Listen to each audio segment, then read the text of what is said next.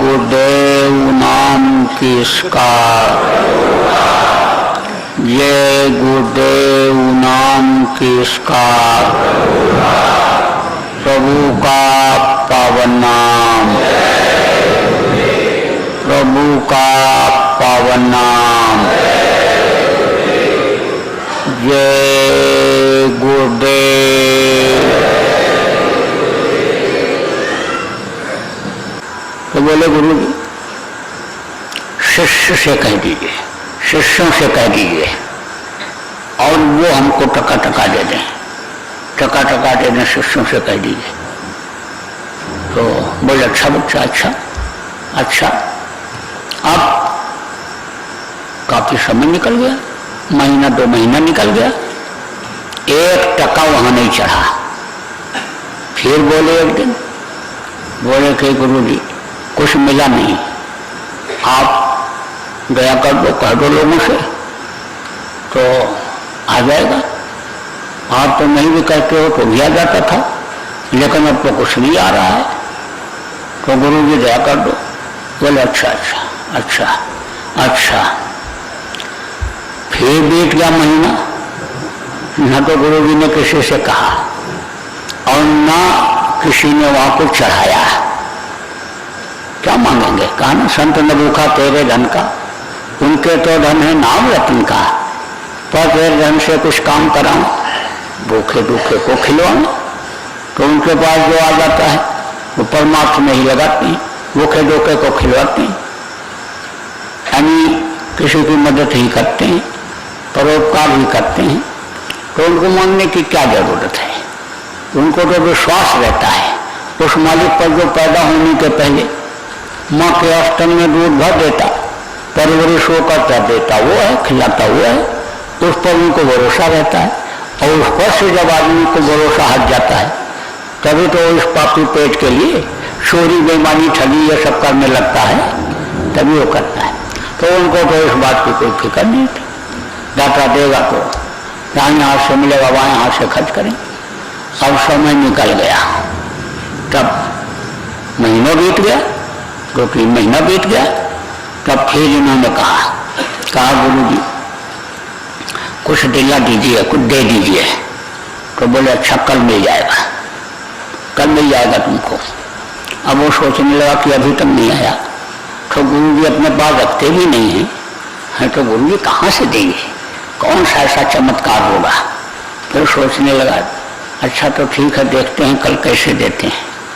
तो दूसरे दिन 4.5 टका दिया, 4.5 टका। टका चलता था उसमें, जैसे अभी रुपया चलता है, रुपये से पहले अठन्नी चलती थी, अब भी अठन्नी कहीं कहीं चलती है, 54 भी कहीं कहीं चलती है, अब तो कम देखने को मिलती है।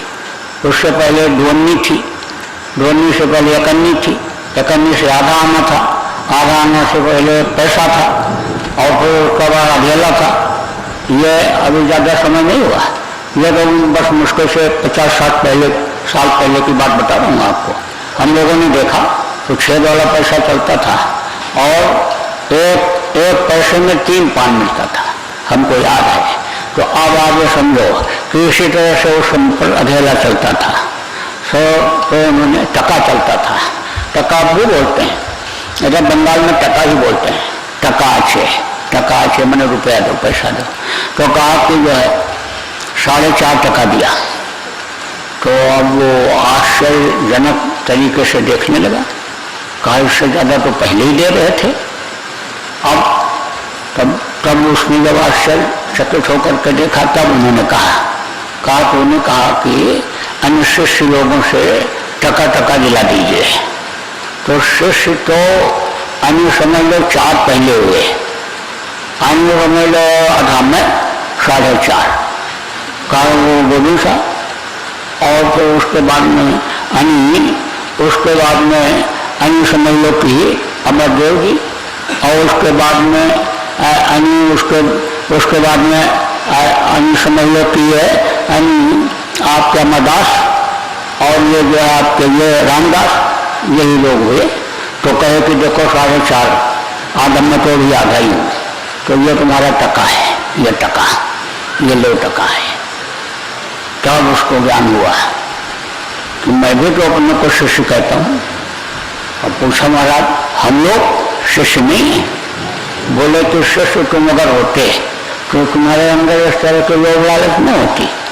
तुम अगर शिष्य होते तो गुरु को समझने की कोशिश करते। तुम अगर शिष्य होते तो तुम्हारा काम क्रोध लोभ मोह रहता, तो तुम अभी कहाँ शिष्य बन पाए? अभी ये शिष्य नहीं बन पाए, अभी तो ये सब लोग भक्ति हैं। तो उसी तरह से समझने की जरूरत है कि गुरु महाराज के शिष्य तो हम लोग बन जाते हैं। पूछते हैं भाई आप किसका शिष्य हो? तो कहते बाबा जय गुरुदेव का शिष्य हूँ। लेकिन गुरु महाराज को समझ नहीं पाए। गुरु महाराज को तब समझेंगे कि जब यह जो शिविर लगाई गई है और उसमें साधन भजन कराया जा रहा है, इसको जब आप करेंगे और जब आपकी नौ साफ होगी और आपको ढोल की आवाज़ जब सुनाई पड़ने लगेगी और ऊपर में जब आप जाने लगोगे, वहाँ की आवाज़ों को सुनोगे, वहाँ के नूर प्रकाश को रोशनी को जब आप देखोगे, तब आप असला शिष्य बन पाओगे। और असला शिष्य जब आप बन जाओगे तब आप समझ लो आपके लिए कोई भी चीज समझ लो कि नामुमकिन नहीं रहेगी, आसान हो जाएगी। अब आगे समझो दुनिया बनाने वाला जब मिल जाता है तो दुनिया की चीज़ों के लिए तरसना नहीं पड़ता है, तब दुनिया की चीज़ें अपने आप मिलती हैं। अनिच्छित आवे बजाई कहा गया, जिस चीज़ की इच्छा करो वो चीज़ हाजिर हो जाती है। भरद्वाज ऋषि थे, भरद्वाज ऋषि के यहाँ जब चित्रकूट जाने को हुआ भरत जी को राम का दर्शन करने के लिए, तो उन्होंने संदेशा भेजा, कहा रात को मैं रुकूंगा, एक रात आपके यहाँ रुक करके जाऊंगा। तो जब राजा चलता था तो उसके साथ तमाम मंत्री संतरी फौज फाटे चलते थे। तो उन्होंने सोचा भाई राजा भरत आ रहे हैं तो उनका स्वागत सत्कार कैसे होगा? तो रिद्धि सिद्धि आकर के हाथ जोड़ करके खड़ी हो गई। रिद्धि सिद्धि कौन है? गणेश जी की पत्नी है। गणेश पूजा आजकल बहुत हो रहा है, मिट्टी का गणेश बनाते हैं और बस बनाए और हम फूल पत्ती चढ़ाए और प्रसाद चढ़ा करके खा करके खुद, मिट्टी का देवता कहाँ से खाएगा? बस खुद खा करके और ले जाते हैं उन्हीं देवता को ऐसे कहाँ फेंक देते हैं? पानी में डुबो करके और ख़त्म कर देते हैं। तो अब आगे समझो कि गणेश जी कौन है? गणेश जी रहते तो जम्बू द्वीप में, उनका स्थान जम्बू द्वीप में है, लेकिन उनका प्रकाश, उनकी रोशनी हर इंसान के गुदा चक्र पर पड़ती है। गुदा चक्र कहाँ है? टट्टी का मुकाम है, टट्टी का मुकाम है, तो वहीं पर गणेश जी का स्थान है। वो चक्र चलता रहता है तब तक वो नहीं दिखाई पड़ती, और चक्र जब रुक जाता है तब उनका दर्शन होता है। चादर कमर पर बैठे हुए, और ये जो रिद्धि सिद्धि हैं ये मूर्छल करती रहती। तो रिद्धि एक सिद्धि है, और रिद्धि जब सिद्ध हो जाती है तो बड़ा भंडार हो जाता है, किसी चीज़ की कमी नहीं रहती। कामधेन कल्प वृक्ष भी सिद्धि है। कामधेन किसको कहते हैं? जिस चीज़ की इच्छा करो वो चीज़ हाजिर हो जाती है। कल्प वृक्ष किसको कहते हैं? कामना करो और वो चीज़ से सामने दिखाई पड़ता है, लेकिन वो काम नहीं आता है। अहिमा गरिमा महिमा लघुमा ये सब सिद्धियाँ हैं। तो रिद्धि सिद्धि हाथ जोड़ करके खड़ी हो गई और बोली महाराज हुक्म तो करिए। तो उन्होंने कहा हुक्म क्या करना है? राजा भरत आ रहे और उनका स्वागत कर दो। एक एक राजमहल एक एक आदमी के लिए तैयार हो गया, और इस तरह से लोग आए जब वहाँ रहे कि मालूम पड़ा तो अयोध्या के राजमहल में ही ठहरे हुए हैं। सारा सुख सुविधा इंतजाम उन्होंने कर दिया। और जब राजा भरत चले गए तो उन्होंने कहा कि अब उनको ले जाओ। बोली महाराज एक महल आपके लिए छोड़ दूँ? तब उन्होंने कहा कि मैं अगर महल में रहता तो तुम मेरे पास आती। लगोटी लगाने वाले की ही देखो हमेशा पूजा हुई है, महत्व उन्हीं का हुआ है। आप देखो साहबान की चीज़ें लोग इकट्ठा करने में लग जाते हैं, लेकिन उसमें कभी सुख मिला? कभी सुख मिलने वाला नहीं है। वो तो भोग की चीज़ें हैं, और वो भोग जो है क्षणिक होता है, थोड़े समय के लिए होता है, और भोग से इच्छा की तृप्ति किसी की होती नहीं। आग में जैसे घी पड़ जाए और आग बढ़ती जाती है, ऐसे तृष्णा आवेश बढ़ती चली जाती है। तो अब आप ये समझो कि दुनिया की चीजें जब थोड़ी सी त्यागी जाती है, उधर से मन थोड़ा सा हटाया जाता है, तब काम बनता है। अन्य समय लोग उन्होंने कहा ना है कि वो दो मन नहीं 10-20, एक रहो सो गए शाम सन, और कौन बढ़ावे धीर। उधर जो संदेशा लेकर के कृष्ण के पास गए, तब उन्होंने कहा गोपियों ने कम मन नहीं 10-20, तो मन जहाँ लगेगा वहीं तो काम होगा। तो भाई मन 10-20 तो यह नहीं कि दुनिया भी चाहो और दीन भी चाहो। और दुनिया अगर चाहने लग जाओगे तो दुनिया किसी की हुई है? किसी की नहीं हुई। देखो राम जैसे भगवान की नहीं हुई, कृष्ण जैसे भगवान की नहीं हुई, पलटू नानक दादू मीरा जैसे संत की नहीं हुई। देखो अन्य एक से एक बादशाह हुए, राजा महाराजा हुए, उनकी ये दुनिया नहीं हुई। सबको दुनिया छोड़ करके जाना पड़ा। तो भाई आपकी दुनिया कैसे होगी? आपको भी दुनिया छोड़ना पड़ेगा। तो आप शरीर को तो यहाँ बैठाए रहते हो, लेकिन मन रखता रहता है। मन को रोकने की कोशिश करनी है, और मन ही में से जिनका रुक जाता है उनको कुछ अंतर का मिल जाता है। अंतर की रोशनी भी मिल जाती है, और दूर से जो आवाज आ रही है नई साफ सुनाई पड़ती तो कुछ झिलमिल ही सुनाई पड़ जाती है, कुछ न कुछ हो ही जाता है। लेकिन ये मन इतना चंचल है कि ये रुकता ही नहीं है। यह तो पीपल के पत्ते की तरह से हिलता रहता है। अब यह है कि गुरु के वचन अगर याद रखे जाएं और गुरु की दया अगर मांगते जाएं, गुरु पर विश्वास पक्का कर लें, तो गुरु उसमें मदद कर देते हैं मन के रोकने में, मन की चंचलता में। तो बराबर इसीलिए बताया गया तो सुमिरन करने से पहले गुरु का ध्यान करो, सुमिरन खत्म करो तो गुरु का ध्यान कर लो, ध्यान लगाने से पहले गुरु का ध्यान कर लो, ध्यान लगा के खत्म हो तो फिर गुरु को ध्यान करके प्रणाम कर लो।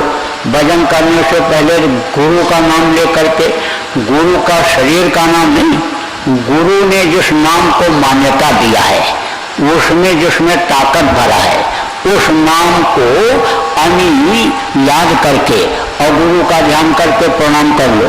और भजन जब खत्म हो तब फिर तो कहते हैं संपुट लग जाता है। संपुट जैसे कोई चीज है, कोई चीज इकट्ठा होती है, ऐसे पन्ना इकट्ठा होता है, पन्ना, कॉपी का पन्ना, किताब का पन्ना। अब बाहर से उसके हमें दफ्ती लगा देते हैं और उसको सिलाई कर देते हैं या उसको दबा देते हैं, तो उसी तरह से वो इकट्ठा हो जाता है, उसकी पावर वैल्यू बढ़ जाती है। पन्ना अलग अलग कर दो तो उसकी वैल्यू नहीं रहती, और इकट्ठा हो जाता है तो उसकी कीमत बढ़ जाती है। ऐसे ही गुरु की दया इनको बांध देती है। यह काम क्रोध लोभ मोह अहंकार ये जो परेशान करते हैं, गुरु की दया से ये ढीले पड़ जाते हैं। और नाम की संख्या जब सुधा दी जाती है, जब सुमिरन ठीक से हो जाता है, नाम ठीक से याद करके सुमिरन जब ठीक से कर लेते हैं, जिनके नाम को लेते हैं उनके रूप को जब याद कर लेते हैं, तो अब आप ये समझ लो कि ये संख्या से मूर्छित ही हो जाते हैं, कुछ समय के लिए मूर्छित ही हो जाते हैं। जैसा सपेरा सांप को जड़ी सुंघा करके और मूर्छित कर देता है, चुपचाप बैठ जाता है, ऐसे ये रहते तो हैं लेकिन ये मूर्छित रहते हैं, मूर्छित हो जाते हैं। तो बराबर ध्यान भजन में जो समय आपको उस मालिक ने दिया है उसमें आप लोग देते रहो, याद करते रहो, मन को बराबर रोकने की कोशिश प्रयास करो। देखो जीवन में ऐसे अवसर कम मिलते हैं, और जो अवसर मिलते हैं और मिले तो उसका पूरा उपयोग करना चाहिए। तो बोलो जय गुरुदेव।